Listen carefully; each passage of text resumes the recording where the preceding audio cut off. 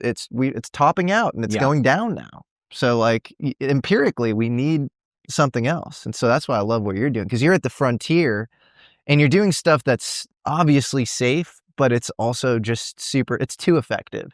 Yeah. Yeah. Yeah. Well, in my mind, it's like common sense.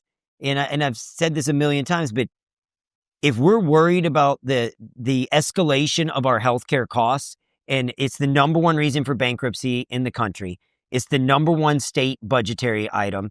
It's, I think, number one or two budgetary concern for the federal government, and it's growing every year. And we talk about the boom in chronic disease. 1.7 million Americans are dying a year of chronic disease, more than every war we've ever fought. More than every war we've ever fought is dying every year right here silently, and nobody's talking about it. And here's the wildest part. Most of those diseases are preventable. Almost all of these chronic diseases that are killing us are preventable. So why aren't we preventing them? Because to prevent them, we have to blow up the system, because the entire system is not built. The framework is not built to get proactive, predictive, and preventative. It is built to monetize chronic disease. It's just the system we're in.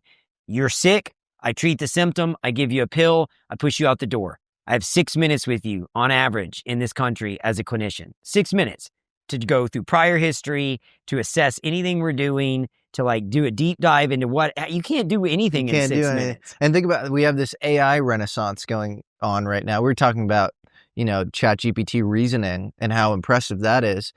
And it's crazy. All the health data exists in these ridiculous silos, and the stuff that is centralized is probably a little dystopian. So it's like, what do you do? And I hope maybe you do something along those lines, because if you do have a lot of data along a lot of these different biomarkers, a lot of which aren't even tested for because they're not seen as important or predictive, which is insane, because the more data you have, obviously, the more predictive something's going to be. That's how ChatGPT or LLMs work in general. My buddy Callie said it. He said, if you have a fish tank and all the fish are getting sick, you don't blame the fish, you drain the tank. Yeah. Like if all the fish are getting sick and there's something in the tank causing the sickness, you drain the tank and you assess the problem. And the problem is environmental.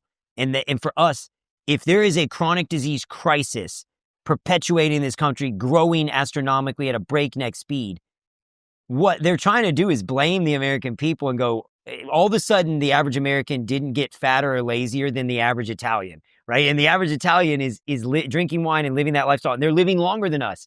And they're having less chronic disease than us. It's because their food and their environment isn't built like the American food and environment. Do you think sometimes, because I look at those blue zones, right? Like you have like Sardinia and, certain places in Japan, you have Okinawa, and these people live till over 100, and the diets they're clean and they're natural. And so that's a huge, they're not having tons of glyphosate, right? Yeah. Like that doesn't work. That doesn't work.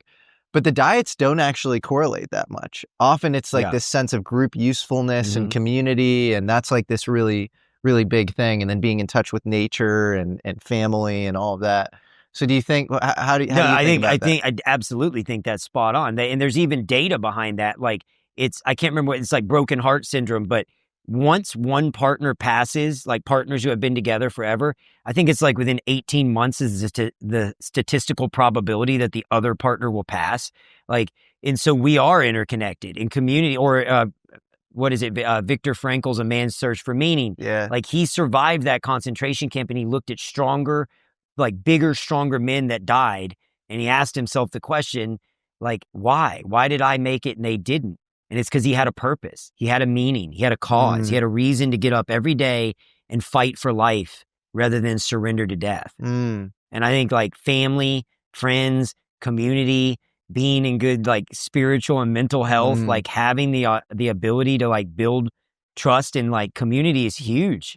It's a huge part. Like our mental health, like I think it was Dr. Palmer who said this in front of the Senate. He's another I don't want to, but I think Dr. Palmer's a Harvard guy as well, but he's a brilliant guy. And he was talking about how we have a mental health crisis perpetuated as a physical health crisis. Yeah. Right. It is intertwined. Our physical health is wrecked, but so is our mental health. It's like our deaths of despair right now in America are at an all-time high. Yep. Greater than that of the Great Depression. Yep. More people are dying of deaths of despair right now than during the Great Depression. It's crazy. Well, the Western world seems like it's sort of dying, like slowly or something. Like you look at Japan and the fertility rates there, and then here, you know, in the US, they're like barely like at replacement rate.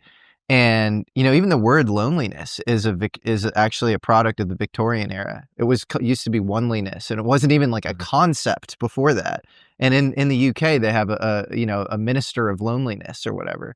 Yeah, it's wild. Yeah. Because like we live in this increasingly atomized, fragmented society. Obviously, social media doesn't help that at all. Well, I was going to say, even our touch points, though, are unrealistic, right? Because like, as you have like social media grows, you may know 100,000 people, but how many of those people do you really know? I always ask myself, like when I'm stressed or I'm beat down trying to run these companies, and you feel like the walls are closing in, you're dealing with all these things, and somebody says something that hurts your feelings, I try to think to myself, if they're not going to be at the front row of my funeral, why am I worried about it? Like because it's so easy, and it's easy to do that with social media. People are so malicious and mean and like just cruel over these media platforms. And it's easy to let that weigh on you. But the same question, is this person going to be in the front row of my funeral? If not, then fuck them. Like, who cares? Like, it's because anyone can be, you know, mean and malicious over a keyboard, but in person, I find people are much more empathetic. And it's this weird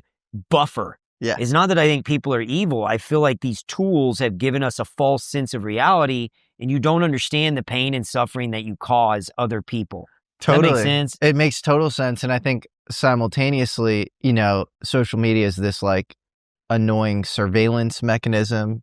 You know, it's also, you know, causes all sorts of social distress because you're, you know, if you see comparison is the thief of all joy, like you're comparing yourself to, you're in like a hall of mirrors, like of infinite like people to compare yourself to. Somebody's always better looking or more accomplished or whatever. And then simultaneous to that, I think it's causing people to wake up.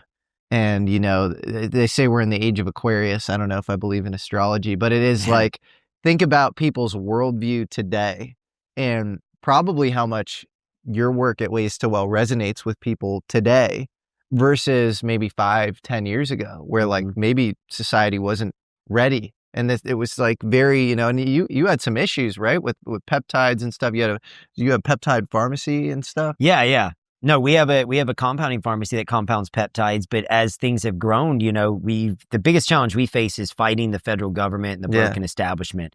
And the FDA is so corporately captured. And I'm optimistic that all that's going to change. Well, that's under a RFK cool thing. And Dr. Makari, who's now the head of the FDA, is just an unbelievable human who truly cares about people and is an advocate for people and is coming from outside the system. And so it's exciting, like, to see somebody coming from outside that system with the hope and the goal of truly driving change versus what historically has been there is 10 out of the last 11 heads of the FDA have gone to work for Big Pharma. No, it's this crazy revolving door. I would rather, you know, I don't agree with Trump on everything. I don't agree with RFK on everything, but I'd rather somebody who's not a career politician and maybe even in Trump's case, a little narcissistic or whatever, come in there like a bulldozer and get rid of this stuff. In RFK's case, he could be hanging out at Martha's Vineyard right now. And instead he was cleaning up the Hudson, you know, River. And then he got into he was so ahead of the curve on the health stuff. And it was so unpopular when he you know, went after, when he wrote his book on Fauci was the darling child. You know, people forget. Now they think he's evil because it's obvious he did some really messed up shit. But at the time they didn't realize he was, you know.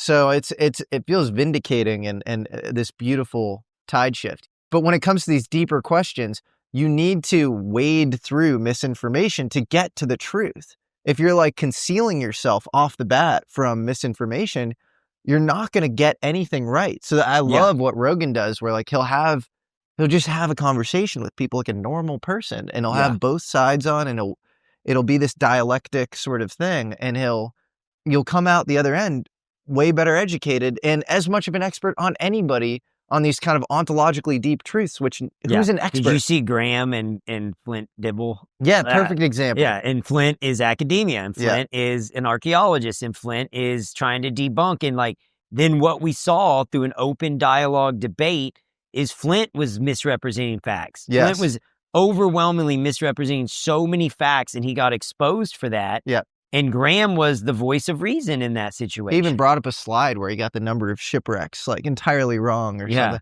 And I think that's also analogous to the stuff you're facing too, because like there are people who feel called to a thing because of experiences in their life. You had an experience with your brother. You yourself were in pharmaceutical sales, medical device sales, and you were like, fuck this is so corrupt. Yeah. And then now what you're doing is way more ideological, and it's way more, you're like tethered to something higher. It's not like you're like this money grubbing, like local even our meeting today. guy. I was just talking to these new pharmacists, and I was telling them, like, this is, if you make your beacon, your North Star money, yeah, maybe you'll find money, but at what cost? Right. If we make our Northern Star people and helping people and driving change, nobody can stop us. Yeah. Nobody can stop us. Yeah. And my gut says we can make a lot of money doing that. Like, we've done really well. And it's been is making our Northern Star, like, driving true change and helping people. And every time you have a crossroads and you can choose profits over people, if you choose people, I can't help but think you're going to win. And if you don't and you fail, at least I can lay my head on my pillow at night and go, I did the best I could and I didn't sell out. I didn't become what I started out fighting against. Yeah. Because I see what happens when you go down that path. Yeah. And we've seen it. Oh, we're living it. We're living it right now. We've lived it for the last fucking 100 years, man. Well, that's what it's a fight against. I think at its core, whether it's the UFO thing or the health stuff, it's people who are like, this is the truth. Like, we have to fight for the truth. And then the people on the other side are like, well, my local incentive says I have to cover a thing up and I have to make this expedient alliance here. And I have to, if you're Fauci, you're testifying before Congress, you change the definition of gain of function before you get questioned by Rand Paul. So you say it's not gain of function over and over again, ad nauseum, just condescendingly lying and insulting the intelligence of the American people in a, I think, criminal way. You're saying that that's not gain of function research? According to the framework and guidelines. So what you're doing is defining away gain of function. No. You're simply saying it doesn't exist because you changed the definition on the NIH website. This is terrible, and you're completely trying to escape the idea that we should do something about trying to prevent a pandemic from leaking from a lab.